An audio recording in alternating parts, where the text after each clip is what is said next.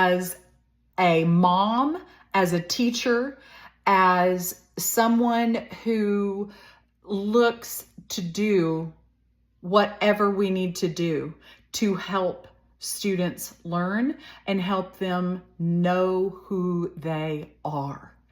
I am so fired up and so ready to share, and I'm about 6 weeks into working with AI myself, and I'm going to be documenting that.